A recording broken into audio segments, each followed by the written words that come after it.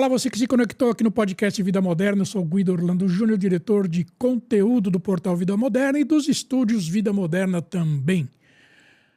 Eu estou aqui hoje com o Lucas Zanon, que ele é o CEO da Evolution Mobility. Tudo bem, Lucas? Como é que você está? Tudo bem, muito bom. Prazer estar aqui com vocês. Obrigado, igualmente. Obrigado por sua agenda, que eu sei que ela é bastante concorrida. Você separou esses minutos. Sempre bom vir bater um papo, trocar ideia, falar sobre mercado, evoluções. Legal, vamos lá. É para a gente posicionar quem está vendo e ouvindo a gente. Posiciona para mim a Evolution Mobility. Que tipo de... Deve ser, obviamente, mobilidade Sim. e veículos elétricos, né? Mas Perfeito. que tipo de veículos elétricos? Legal. Evolution Mobility é uma companhia 100% focada, como você mesmo disse, em projetos de veículos elétricos. Isso. A gente é essencialmente uma locadora, Tá. trabalhando para grandes empresas no Brasil. Nosso foco é B2B. A gente não está ofertando aqui serviço B2C, né, para o Tá. varejo. Sempre com olhar de veículo comercial.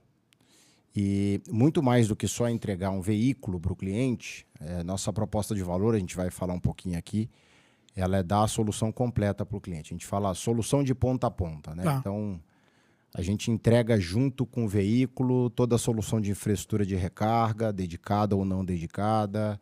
A gente capacita o time de operação e se inclui o motorista como usar o veículo elétrico. A gente trabalha o modelo aí de viabilidade econômica antes de fechar o contrato para a companhia tomar a melhor decisão, né? Que a gente acredita que o elétrico bem utilizado e bem dimensionado, ele gera valor. É assim que Sim. a gente olha os projetos com os nossos clientes. Então, essencialmente, a gente está posicionado para trabalhar a solução para grandes companhias do Brasil e mostrar o melhor caminho nessa Entendi. jornada. Quer dizer, a tua pré-venda, então, basicamente é uma consultoria, né? É uma consultoria. A gente, para clientes que têm potencial, a gente faz um investimento do nosso lado, sem compromisso. Tá. Entende rotina operacional do cliente, entende rota, entende que veículos ele usa hoje, base de custo, né, na operação Sim. atual. E mostra para ele onde é possível trabalhar com elétricos, como, Sim. e trabalha a viabilidade econômica para demonstrar que o elétrico pode gerar valor se bem utilizado. Tá. Que tipo de veículo que vocês têm lá? Vai de quanto a quanto? Por exemplo, a gente tá vendo na rua os grandes varejos, né, estão rodando e observa muito isso, né, com veículos elétricos, né? Sim, Esse é um tipo de veículo. Sim. Agora, você tem de maior porte também? Como é que é isso? Tem. A gente trabalha projeto com todo porte de veículo comercial. A gente tem desde a van pequena, Sim. com e-commerce, né? Tá. O e-commerce usa bastante van. Mas tem projeto até... Na nossa frota já tem caminhão de 23 toneladas de PBT. Tá. Mas o PBT mercado é o peso total. peso bruto total. do caminhão, Tá. Incluindo o caminhão mais carga. Tudo. Peso Tá. total. Mas hoje tem oferta de produto no Brasil. Avançou muito nos últimos 3 anos. Um avanço impressionante. Hoje tem oferta de carreta já. Você consegue trabalhar com qualquer tipo de operação. Trabalhar projeto com veículo de qualquer porte. Então, desde que bem dimensionado para o tipo de uso certo, o elétrico ele tem hoje bastante opção para você enxergar aplicações Entendi. para grandes empresas. Vocês estão há quanto tempo no mercado? Companhia relativamente nova. A gente criou a companhia tem 1 ano e 4 meses, Tá. no início do ano passado. Teve muita pesquisa? Até que Teve a muita empresa- pesquisa, cara. A gente ficou 3 anos aí estudando muito o mercado nacional e internacional, Sei. escutando muitas empresas, qual é a dor, o que elas têm de dificuldade, né, para Sim. encarar essa jornada. Tem bastante incentivo, normalmente, olhando para a agenda ESG das companhias, né? Mas, no fim, todas têm a mesma dor, Tá. que é tracionar essa agenda e esse interesse ESG com um olhar de escala que depende de uma viabilidade econômica. Então, foi assim que a gente construiu a proposta de valor. Muita viagem para a Europa, China e outros países mais maduros, né, no uso do elétrico. Tá. E chegamos numa proposta de valor que eu acho que está sendo confirmada aí. Nos últimos meses a gente tem feito projetos bem interessantes. Você está desde o começo, desde esses 3 anos para Eu trás? entrei, eu entrei no meio do caminho do processo aí de estudo. Tá. Vinha convite aí do grupo para me integrar ao time que estava dedicado a esse estudo. Então participei de boa parte dessa etapa e principalmente ali da reta final, né, que a gente afunilou a proposta de valor, validou e aprovou. E aí fui convidado para estar como CEO aí da companhia desde o início, participando da construção desde o zero. É muito, muito legal, muito satisfatório. Né? É muito legal. É um go-to-market bem legal, né? Bem legal. E escuta, teve alguma coisa que te surpreendeu? Por exemplo, vocês estavam indo para um caminho, mas aí chegou lá na frente e falou assim, puta, não é por aqui que a gente tem que ir, é por aqui. Cara, te surpreendeu, assim, de alguma forma? Eu vou te dizer que teve surpresas boas. A gente acreditava muito na distribuição urbana para o elétrico. Que é o mais óbvio, né? É o mais óbvio. No mundo todo você vê... Você vai na China, cara. A gente vai 2 vezes ao ano na China. Você só vê carro elétrico fazendo entrega urbana. Assim, impressionante. Você não escuta barulho nas ruas. Esse é o óbvio. E aí, ao longo do caminho do ano passado, aí, conversando, montando o projeto com grandes companhias, a gente descobriu aplicações novas bem aderentes ao elétrico. Vou te dar o exemplo de uma. Concessões de rodovias. As rodovias, elas hoje no Brasil, a gente tem visto um movimento importante, né, de novas concessões para melhorar a infraestrutura rodoviária do país. E tem aplicações, o guincho leve, por exemplo, para socorrer o usuário, né, para fazer o socorro do usuário.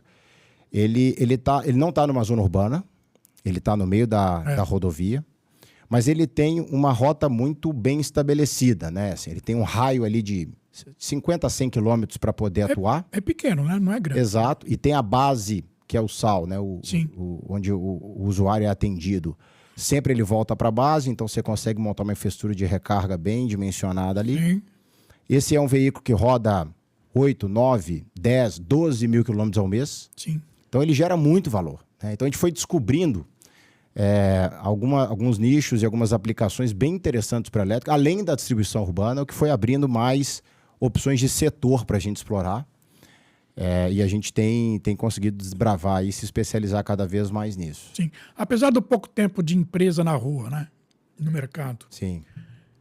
Você já tem clientes assim que vão aumentando, eles começam devagarinho, carro, 2 carros, depois ele vê que a coisa interessante, assim, o cliente que está experimentando a jornada, ele começa com 5, 6, 10 unidades, e o segundo step já é 70, 80 unidades, porque ele confirma tudo aquilo que a gente mostrou. Sente no bolso, né? Ele sente no bolso, cara. E assim, tem um aspecto qualitativo importante, né? Além dele atender a agenda social e o cliente sentir, que é o principal, no bolso, o valor que o elétrico pode gerar, você tem um engajamento da operação muito legal. Assim, o motorista que passa ali 8, 9, 10 horas dirigindo um caminhão, com aquela vibração, aquele cheiro de combustível, ele passa as mesmas 8, 9, 10 horas dirigindo um elétrico, ele não quer voltar. Porque não tem vibração, não tem barulho. Ele tem muito mais tecnologia embarcada. E, na verdade, ele não deve sentir a coisa pesada, né? Não. Um caminhão pesado, né? Um caminhão super macio, né? Então, tem um aspecto também de engajamento da operação que é muito legal de observar. A gente fica muito perto dos clientes depois que entrega a solução e que ele começa a operar. A gente trabalha muito a discussão de performance daquela operação, né? Versus o que a gente idealizou, como é que está o consumo, como é que está... Quantos giros está fazendo por dia, como é que a gente pode apoiar a adaptação da operação. E você vê feedbacks bem interessantes de quem está no dia a dia ali. É muito legal. Você falou que vocês fazem todo o processo, né? Desde a venda até treinamento e tudo, uma instalação também dos... Sim. A gente oferece, como eu te falei, a solução toda. Então, quando a gente fecha um contrato, é um contrato de locação de longo prazo. Sim. Eu entrego o veículo implementado. Qual que é o mínimo? 24, 36? Cara, a gente, assim, na verdade, hoje a gente tem contratos entre 5 e 8 anos. Bastante. Por quê? Nós estamos falando de veículo comercial, né? Sim. Ciclo de vida de um caminhão é 10, 15 anos. Por aí. Não faz sentido fazer contrato muito curto. Não. Porque você acaba pressionando muito em termos de valor mesmo de aluguel. E você está, no final do contrato, você está com um ativo ainda novo, né? Então, a gente sempre tem debatido aí, o mercado tem aceitado bem, extensão de contrato. Quanto mais a gente estender o contrato, melhor. Mas a gente faz a infraestrutura também. A gente instala carregador no CD. Se tiver que fazer alguma adaptação elétrica, a gente faz. Tem um cliente que a gente até a consultoria para poder pedir aumento de carga no site dele para a concessionária de energia, a gente fez por ele. Sim. Então, realmente, a gente tem um time de especialista olhando todos os aspectos para essa transição acontecer de forma saudável. Entendi. E qual que é o tempo de carregamento Dá alguns exemplos para mim, de uma van, por exemplo, ou de um caminhão, né? Essa é uma pergunta sempre interessante. O que a gente costuma fazer é perguntar para o cliente quanto tempo ele tem. Sim. Então, se a operação dele faz 3 giros por dia e ele tem um tempo de doca de 45 minutos, eu vou dimensionar um carregador para carregar em 45 minutos. Ah, você consegue ter tipos de carregadores? Exatamente. Para E diminuir em alguns projetos você tem um mix. Você tem carregadores lentos, carregadores médios e um potente, ultra potente para emergência, para ciclos que dependem de uma recuperação mais rápida. Tá. Hoje você consegue fazer de 0 a 80 num caminhão com 30 minutos, 35 minutos. 0 não chega, né? Não chega. Normalmente o de segurança 20, né? É 15, 20. 15, 20, é. Mas eu tô dizendo, essa Até recuperação 80, é rápida. né? Você não carrega 100%. Depois de 80, assim, pela autonomia que você tem e pelo que você usa, normalmente não faz tanto sentido. A não ser aquele caminhão que tem a pernoite inteira para carregar, ele amanhece com 100%. Vai ter que carregar o celular mesmo, deixa o caminhão carregando. É isso, é bem isso mesmo. Mas a gente olha assim, sob medida. 35 minutos, né? Você consegue hoje com 35 minutos. Enquanto o cara Mas eu costumo dizer o cara tá movimentando o carro, que ele carrega o caminhão. É isso. Eu acho que é importante, muitas vezes, ter uma opção mais rápida na tua operação. Mas eu costumo falar, se você tem um tempo de doca de 2 horas, para que pôr um carregador para carregar em 35? Isso é custo. É custo, pô. Então é isso que a gente apoia na discussão, a gente mostra, dá alternativas para conseguir montar um projeto sempre com viés econômico forte. Que a gente acredita muito. Para escalar, tem que gerar valor. E a mudança de hábito, por exemplo, de um caminhoneiro que ficou a vida inteira dirigindo um combustível, de repente ele pega o elétrico. O pé dele é pesado para combustível, né, cara? Não é para elétrico. Esse é um aspecto que a gente se preocupa muito e por isso da capacitação do motorista na implantação. Porque o veículo elétrico, o torque é imediato, né? Ele é muito esperto. É muito esperto. Então, se você tem um uso inadequado, você vai, além do aspecto da segurança do motorista e das pessoas, que é em primeiro lugar, tem um aspecto econômico aí. Tem. Porque o consumo de energia elétrica com pé pesado, ele vai ser 30% a 40% maior do que deveria ser. Por dois motivos. Primeiro, porque você fazendo o veículo responder em torque imediato o tempo inteiro de forma muito brusca, vai embora. É igual combustível, você vai consumir muito. E segundo, na frenagem. Sim. Porque se você tira o pé do acelerador, ele já começa a regenerar. E ali ele recupera a bateria. Ele já vai brecando, né? Então, se o cara deixa para frear muito em cima, ele já vai direto com o pé fundo no freio. Então, ele não está regenerando. Não. Então, isso tudo a gente mostra, não só no treinamento, mas todo o nosso veículo é entregue com telemetria avançada. Então, no dia a dia, os relatórios vão ser uma ferramenta de gestão importante para o gestor de frota ver quem está dirigindo bem, quem está dirigindo de forma agressiva e os consumos. É isso que eu ia te perguntar. O gestor da frota, por exemplo, ele tem que mudar a cabeça também, né? Na verdade... porque tudo, né? Desde do planejamento básico de entrega, de retorno e tudo mais, até ele efetivamente controlar os gastos, né? A gente brinca que o gestor de frota que começa a fazer gestão de frota elétrica, ele aprende muito até para combustão. Porque ele entra num nível de gestão que muitas vezes, hoje no dia a dia, para o mundo tradicional de combustível, às vezes a gente vê que as companhias têm menos profundidade, né? Sim. Tem muitas companhias muito maduras para isso, tá? Mas, de fato, por isso que a gente embarca a telemetria avançada. A gente acredita muito que junto com o elétrico tem que vir um layer de gestão forte. Sim. Você precisa entender ranking de motorista, como é que está a dirigibilidade, se está freando de forma brusca, se está acelerando de forma brusca. Tudo isso, a telemetria te permite enxergar tudo o que está acontecendo, te permite integrar com a sua torre de controle, para você poder entender o comportamento versus o previsto. Então, hoje é uma ferramenta importante. A gente não abre mão de entregar veículo com telemetria avançada. Faz parte da nossa proposta de valor. 100% dos veículos vão com isso. Não. Teoricamente é o lógico, né? Quer dizer, exato. Não tem por que se abrir mão disso, né? Agora, você falou uma coisa aí, que me ocorreu uma coisa agora, na verdade. Ainda não é um mercado para o agro, né? Para o agro de longa distância, óbvio.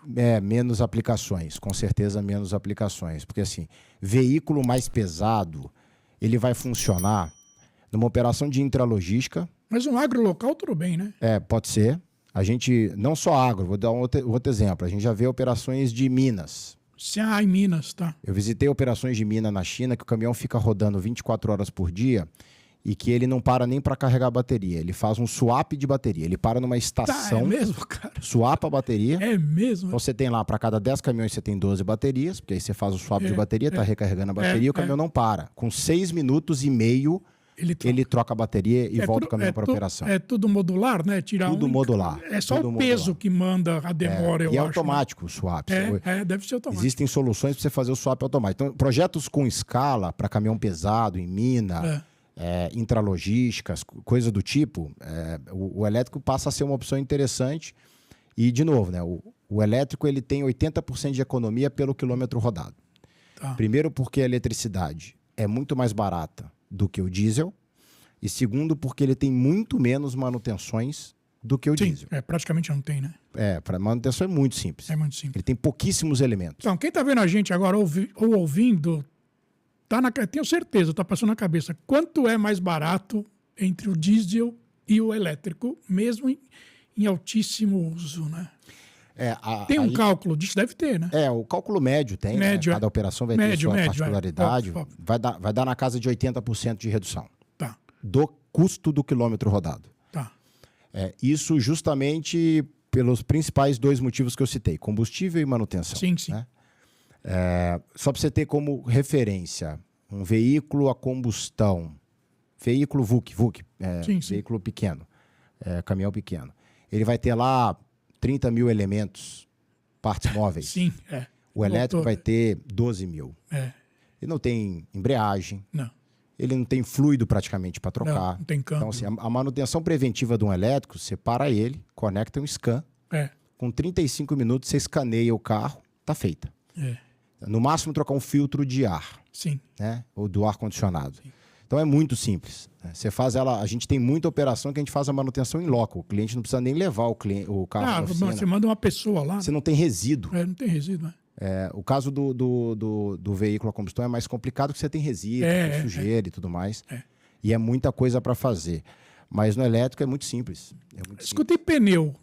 O pneu tem que ser especial para o elétrico mesmo? Não, isso é mito. Isso é mito, não é? Mito. Então, isso que o pneu é o mesmo. Eu nunca acreditei nisso. O pneu é o mesmo. Aí, obviamente, assim como o veículo a combustão, o que muda é o motorista. Sim. Se você tiver uma condução muito agressiva num veículo que o torque é muito mais forte do que uma combustão, você vai consumir mais pneu. Claro. Mas, de novo, por isso que a gente tem um pilar tão importante de capacitar o motorista e o gestor de frota para ter ferramenta para fazer gestão. Porque, no fim, é o mesmo pneu. É o mesmo pneu, né?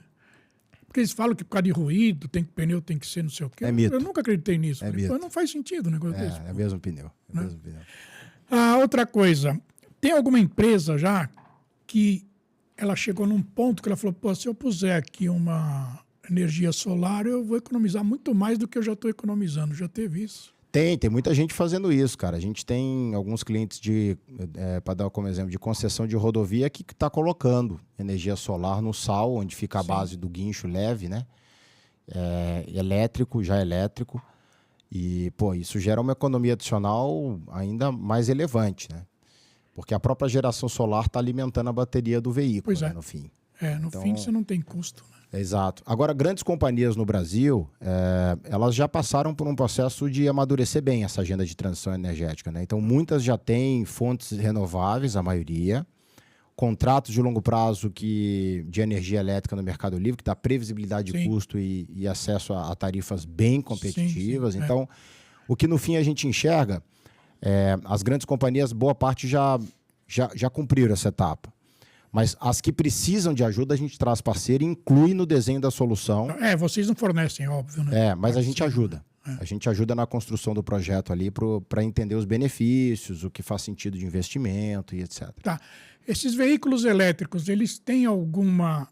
Eles vêm internamente, por exemplo, a cabine de um caminhão grande, que você falou, né? A cabine é diferente de um caminhão a combustível, quer dizer, ele tem que ser mais leve, não tem ou não? Na verdade, o que a gente tem visto, como ele é um veículo pura tecnologia, né? O elétrico por si só já é pura tecnologia, ele é um veículo que a cabine é mais Mais clean, mais né? moderna, né? É mais moderna, clean, mais clean, mais mas ao enxuta, mesmo tempo mais moderna. mais Entrega mais bonita. tecnologia, mais opções de segurança. Mas assim, a carcaça é a mesma. O chassi, muitas vezes, do veículo elétrico, a origem dele é um veículo a combustão, em algumas montadoras. Né? Tem montadora que é chassi puro elétrico. Mas tem montadora que usa de um chassi que anteriormente era puramente combustão, uma plataforma, e constrói um projeto de elétrico ali. Então, na verdade, é mais tecnologia embarcada que a gente tem visto, no geral. Entendi. Quais são as marcas que você utiliza para fornecer para o mercado? Legal. Essa é uma boa pergunta. A gente é agnóstico total de marca. A gente olha a melhor marca para cada cliente, né? O Brasil, hoje, você tem oferta da Jack Motors, que tem liderado o mercado de elétricos no Brasil. Foi pioneira, né? Foi pioneira lá. Faz mais de 10 anos. Então, a gente tem bastante veículo da Jack. Tem também veículo, hoje, no Brasil, da Volkswagen. Foton está entrando com uma oferta de produtos muito interessante. A gente tem construído projetos também com veículos da Foton. Renault, muitas vans da Renault. A gente tem mais de 100 vans da Renault. A van da Ford também, a gente trabalha. Enfim, acho que o que a gente tem visto, além dessas que eu citei, que a gente já trabalha, a gente tem visto muitas marcas novas vindo com oferta de produtos bem interessantes no Brasil. Maioria chinesa, né? A China está muito à frente em termos de tecnologia. Né? A bateria, no final, sempre a tecnologia vem de lá. Qual bateria que é? Hoje, a CATL, a maior parte dos veículos comerciais usa a CATL, que é a maior produtora de bateria do mundo. Né? E esses todos que eu te citei, com exceção da Volkswagen e da Renault, todos usam bateria CATL. Então, acho que, no fim, a maioria das montadoras mais competitivas vem da China pelo aspecto da escala, domínio da tecnologia. Sim. Por estarem, hoje na China, 50% do mercado chinês é veículo elétrico, mercado automobilístico. Então, eles estão muito à frente. Acho que a gente usa muito a China não só como fornecedor de tecnologia, mas como benchmark também. E a entrega disso, como é que está pelas montadoras? A maioria dessas montadoras tem estoque no Brasil. Tem estoque aqui? Não é um problema a entrega. A não ser que você queira fazer um projeto de 1.000 unidades, bem provavelmente vai ser uma entrega escalonada em 3 a 6 meses. Não precisa falar a marca. E o mercado, ele escolhe a marca ou não? No caso do elétrico, as empresas pedem muito a nossa opinião do que realmente encaixa melhor. É diferente do mercado tradicional, que o cara lida ali com marcas há 40 anos. Exatamente. Então, tem a sua preferência normalmente. Seja qual for, seja emocional, seja racional, tem a sua preferência. O elétrico, como as marcas tradicionais têm pouca oferta de produto e serviço, acaba tendo muito do que a gente sugere. Porque tem diferença, né? Tem aplicação que o Volkswagen vai ser melhor, tem aplicação que o Jack vai ser melhor, tem aplicação que o Foton vai ser melhor. E a gente ajuda na melhor escolha para atender melhor a operação de cada um. Então tem menos apego, eu diria. Entendi. Tem menos apego. Você não falou Mercedes. Mercedes não tem ainda. A Mercedes acabou de lançar... forte em van, né? Acabou de lançar a Sprinter elétrica. Ela ainda não tem no Brasil disponível caminhão elétrico. Não tem ainda. A Sprinter lançou tem pouquíssimos meses. Lançou aqui no Brasil, produzida na Alemanha. A gente está pegando em comodato uma agora para colocar em teste e tudo mais. É um produto que talvez a gente deva ter nos próximos meses já projeto desenvolvido com ele. Muito legal, interessante o produto, mas a gente ainda não tem nenhum projeto feito. O governo tem que homologar esses carros? Homologação normal como a combustão. Qualquer produto novo no Brasil passa por um processo de homologação. Não, a Anatel não. Não. Perguntei, não é à toa. Lógico. Mas a gente tem visto, cara, no ano passado tinha 12 ofertas de produto, esse ano já tem mais de 40. Assim. É mesmo? Evoluiu de forma muito rápida. Agora, o Brasil vai acabar sendo um hub, né, para a América Latina disso aí, né? Sem dúvida. É um mau mercado, né? Então, quando a gente visita muito Chile, Colômbia... Tive agora no México numa feira, assim, o Brasil, ele em tamanho de mercado é incomparável e a competição aqui é muito acirrada, né? Porque como você tem produção local, você naturalmente tem proteções aqui para a produção local, então isso dificulta ainda mais a entrada de novas marcas, né? Então, com certeza, as empresas que conseguirem ter um bom volume no Brasil ganham um diferencial competitivo muito forte para os outros países aí da América Latina. Entendi. Agora, como é que você chegou onde você está hoje, academicamente, e profissionalmente? Quer dizer, você passou por onde? Você é formado em... Você é engenheiro? O que você é? Não, cara, eu sou administrador de empresa.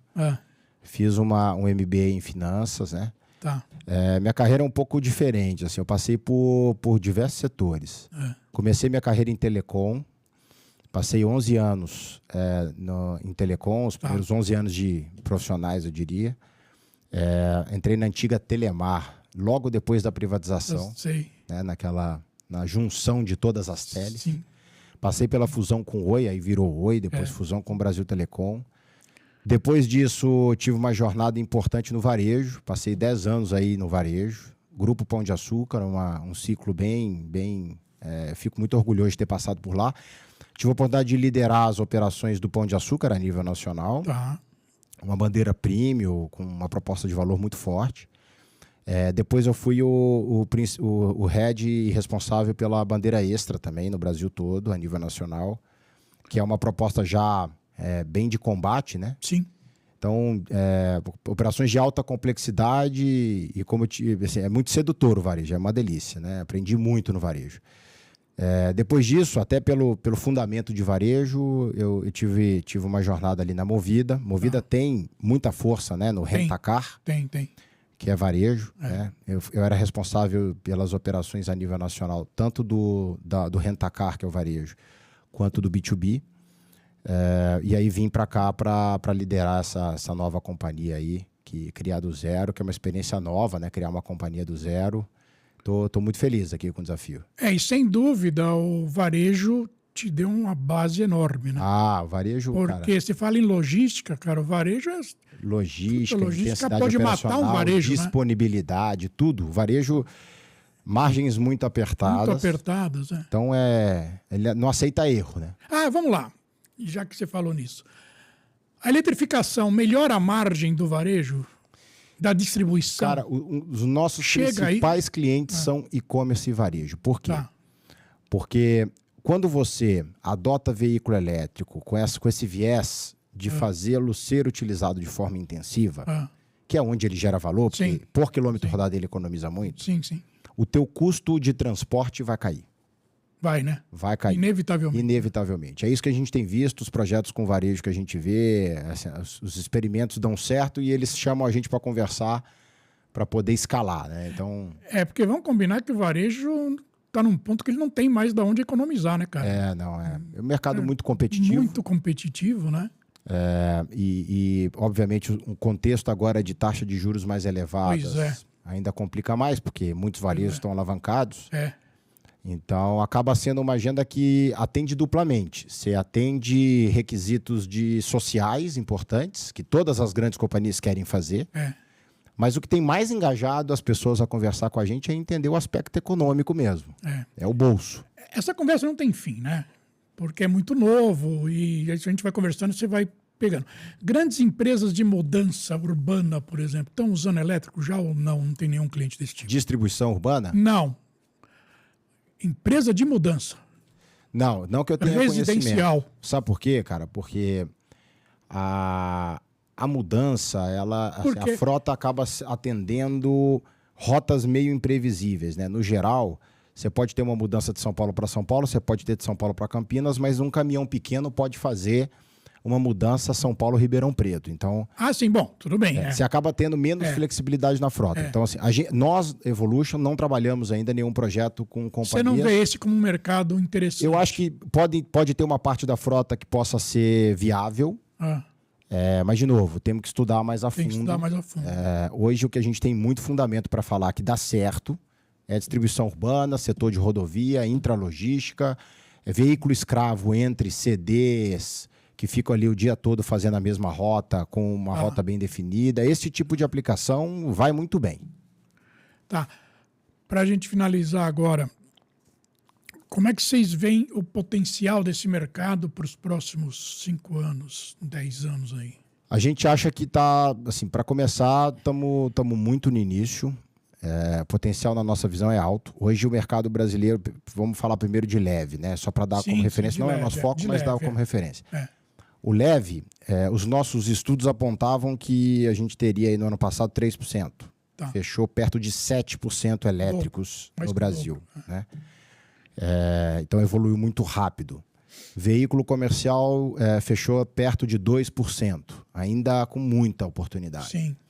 Hoje na China, como eu te falei, é 50%. Que não seja 50% no Brasil, que seja 15% em 5, 10 anos. Numa base de veículo comercial por ano, no Brasil tem 140 mil veículos emplacados comerciais.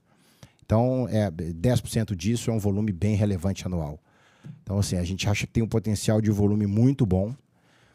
Por isso que a gente está nesse negócio desde o início, que a gente acredita que esse mercado vá crescer no ritmo que a gente está vendo aí dos últimos anos, a cada ano dobrar. Nossa visão também é de atuar não só no Brasil, que a gente está hoje. Sim. A gente com certeza vai ter operações em outros países da América Latina. Então aumenta ainda mais o mercado endereçável, que a gente chama. Então a gente tá bem animado, bem confiante. Acho que tem um mercado bem interessante para a gente explorar. A gente tem consciência de que a gente é educador desse mercado. A gente precisa educar as pessoas e as companhias. Na verdade, precisa evangelizar o mercado. Para mostrar o caminho para a adesão aumentar. Exatamente. Então a gente assumiu esse desafio, que é ser protagonista nisso. Exatamente. Mas a oportunidade é bem interessante. Só mais uma coisa que bateu agora.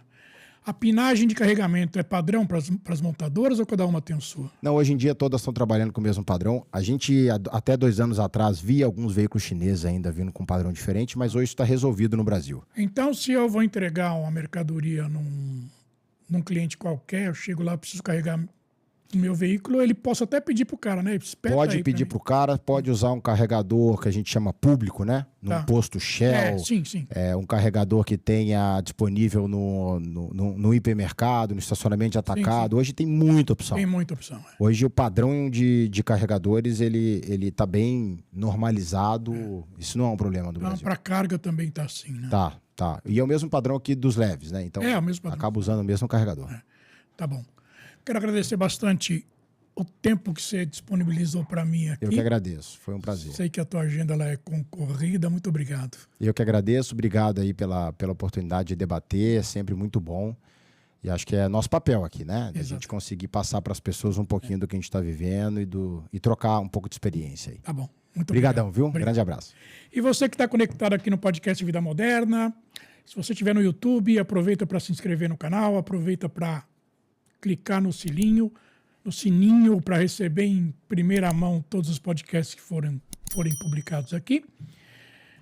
E eu termino esse podcast como eu termino todos os podcasts que eu faço. Além de excelente conteúdo, nós entregamos conhecimento e eu te vejo no próximo podcast. Tchau!